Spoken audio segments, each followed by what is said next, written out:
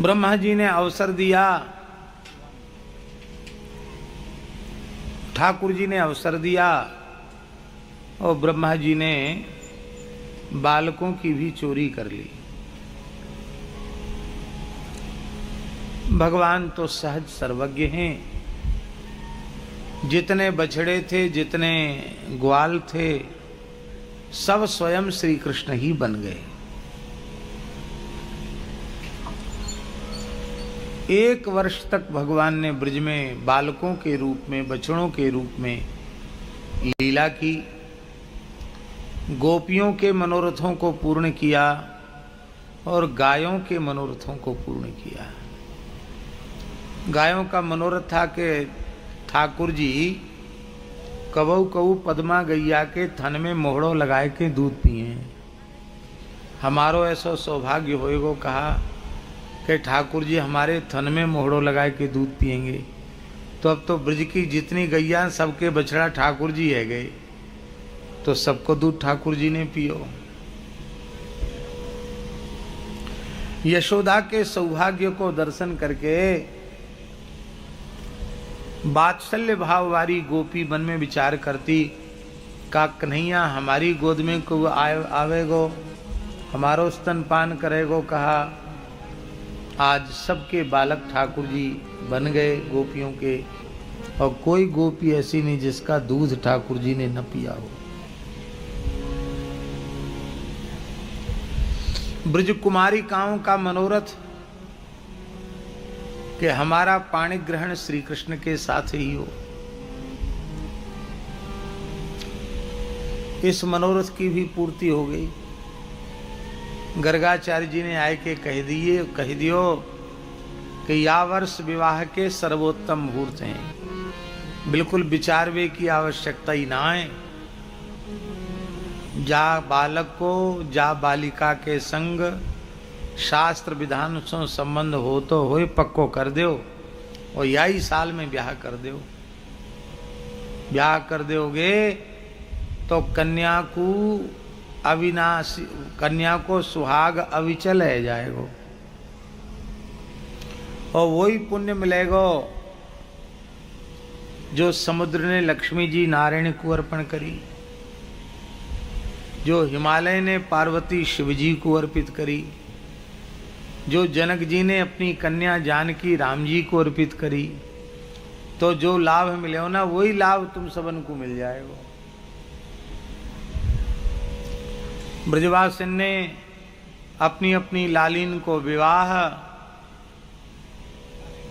ग्वालन के संग में कर दियो यथा योग्य। अब देखो भैया, असली जो ग्वाल वाल हैं वो तो ब्रह्मा जी ले गए, ब्रह्मा जी ले गए। अब यह समय जिते ग्वाल वाले वो सबरे के सबरे श्री कृष्ण ही हैं। तो ब्रज की समस्त कन्याओं का पाणी ग्रहण श्री कृष्ण के साथ हो गया। यही लिए सुखदेव जी महाराज ने रास पंचाध्यायी में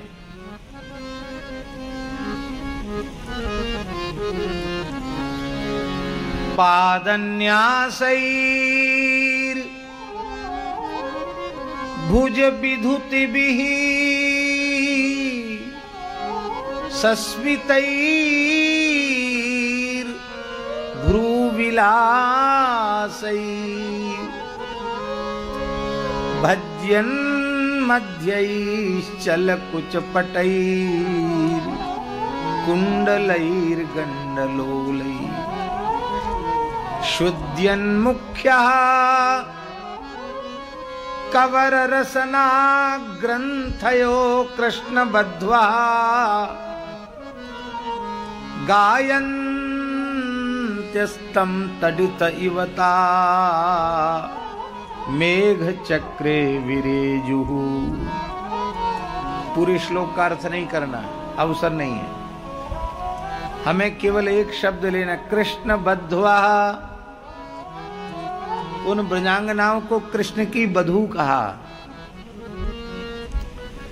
कम पढ़ो लिखो व्यक्ति भी ये समझे कि बर कौनते कहें और बधू कौनते कहें। शास्त्रीय पद्धति से जा कन्या को पाणिग्रहण कियो जाए वा कन्या को परिणीता को बधू कहें, और जाके संग परिणय होय वाकू वर कहें, वर बधू। इसलिए सबकी सब कृष्ण की बधुएं हैं। यद्यपि आचार्य जी ये लीला भगवत संकल्प से ही भई, पर फिर जब ब्रह्मा जी ये भेद को पतो परी और ब्रह्मा जी ने सबरे बालक बछड़े वापस कर दिए और भगवान की शरण में आए, ब्रह्मा जी रोमते भये।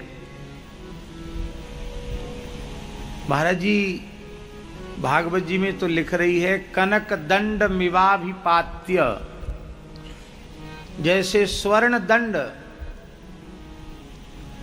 गिर पड़े ऐसे कनक दंड के समान ब्रह्मा जी महाराज हंस से कूद पड़े और साष्टांग ठाकुर जी के चरणन में पड़ गए।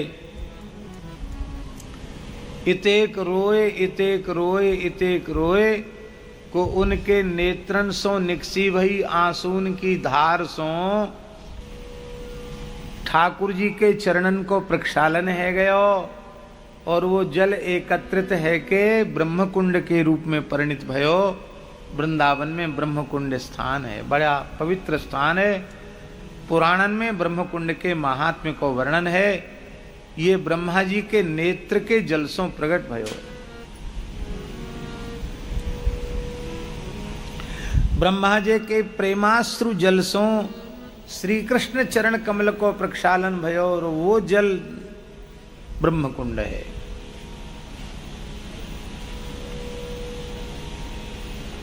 लेकिन ब्रह्मा जी पर कृपा ही की है ठाकुर जी ने।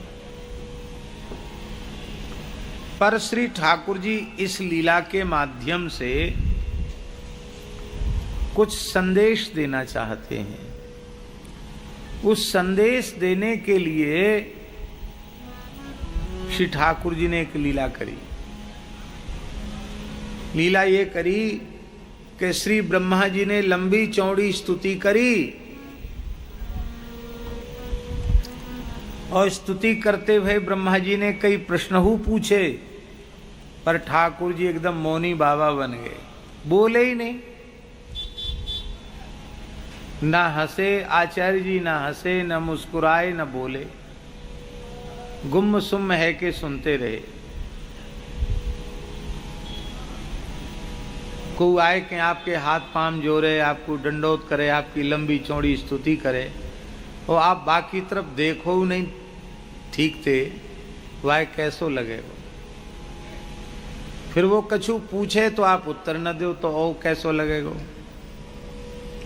रोवे गिड़गिड़ावे फिर आप कछु न करो तो कैसो लगेगा।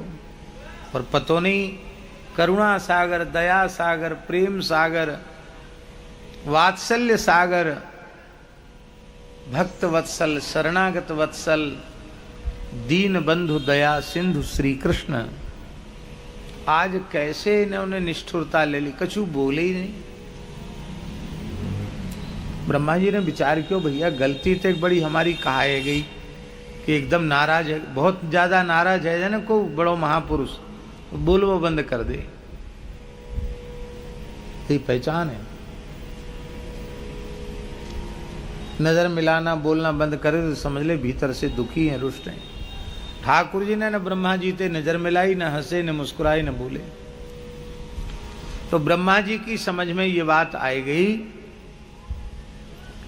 कि हमने ठाकुर जी के प्राण प्यारे बछड़ा, बछिया और ग्वालवाल, इनते ठाकुर जी को 1 वर्ष को वियोग करायो। 1 वर्ष दूर राखो हमने इन सबन को। तो प्रेमिन सो वियोग कराए वो बहुत बड़ो अपराध है। 2 प्रेमी तड़फ रहे हो उनको मिलाए दे वो तो अच्छो काम है, पर प्रेमिन को प्रेमिन सो वियोग करा देना वो अच्छो काम नहीं है। तो मैंने ठाकुर जी के प्यारे बछड़ा और ठाकुर जी के प्यारे ग्वाल वालन को वियोग ब्रह्मा भगवान से करायो। यही लिए भगवान निरुष्ट हैं, बोले नहीं। तो हमने वियोग करा तो हमें संयोग कराना पड़ेगा। याई संकल्प की पूर्ति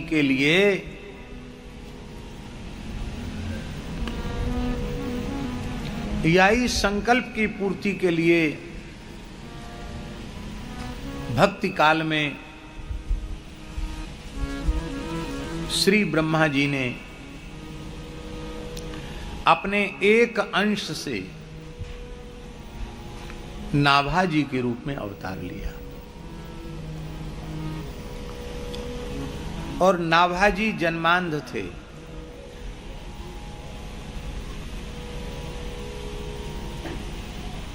ऐसे अंधे नहीं थे, नेत्रों के चिन्ह ही नहीं थे, यहां से यहां तक सपाट।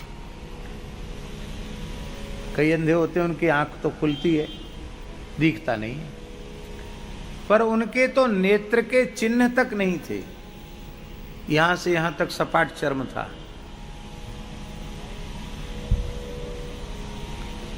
ये भी पता नहीं चलता कि सूर्योदय हो गया सूर्यास्त हो गया, ऐसे अंधे थे।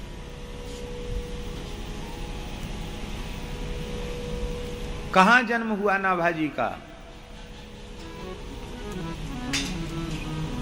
वर्तमान समय में तो तरह तरह की धारणाएं हैं, उन सब बातों में हमको पढ़ना नहीं है। हम तो जिस ग्रंथ की कथा कह रहे हैं उसके टीकाकार के प्रमाण का आश्रय लेकर निवेदन कर रहे हैं। प्रियादास जी ने लिखा है,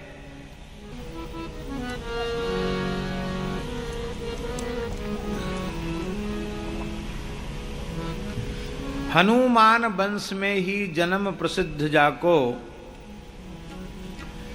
भयो दृगहीन सो नवीन बात जानिए।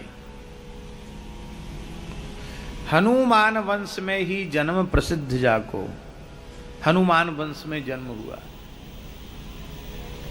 आप सबके मन में आ रही होगी कि का उटपटांग बोल रहे हैं। हनुमान जी नैष्ठिक ऊर्ध्वरेता ब्रह्मचारी, हनुमान जी को वंश कब चल गए हो जो हनुमान वंश? आपने कहीं सुना हनुमान वंश? भाई सच्ची सच्ची बात बताओ। सूर्यवंश, चंद्रवंश, विप्रवंश, ये तो सब आपने सुने होंगे। हनुमान वंश सुना आपने कभी कहीं? नहीं सुना। फिर आज से लगभग 350 वर्ष से भी पहले श्री प्रियादास जी हनुमान वंश का वर्णन कर रहे हैं। तो इतने पुराने में 350 से 400 साल पहले की बात वो लिख रहे हैं, तो अब प्रामाणिक तो नहीं होगा। इसका आशय है महाराष्ट्र के एक अत्यंत पवित्र ब्राह्मण, ऋग्वेदी ब्राह्मण, वे भगवान के अनन्य भक्त थे, श्री हनुमान जी के परम उपासक थे, सर्वशास्त्र निष्णात थे,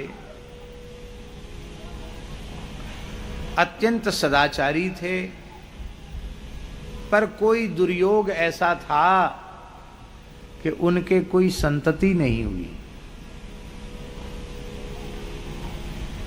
संतान नहीं है, इसका कष्ट भी उन ब्राह्मण देवता के मन में नहीं था। बहुत ध्यान से सुने जो हम कहने जा रहे हैं बात। अभाव की अनुभूति उस व्यक्ति को होती है जिसकी चित्तवृत्ति भगवान में नहीं लगी हुई है। भगवान में जिसकी चित्तवृत्ति नहीं लगी हुई है उसको संसार की सारी वस्तुएं मिल जाएं तो भी उसके अभाव की निवृत्ति तो नहीं होगी, क्योंकि प्रकृति अभाव रूप है और परमात्मा भाव रूप है। इसलिए भाव रूप परमात्मा में जिसके अंतःकरण की स्थिति हो जाएगी उसके समस्त अभावों की निवृत्ति सदा सर्वदा के लिए हो जाएगी। तो आत्माराम, आप्त काम, पूर्ण काम, परम निष्काम हो जाएगा। आपके मन में कोई इसकी वेदना नहीं थी कि हमारे कोई संतान नहीं है, तो नहीं है।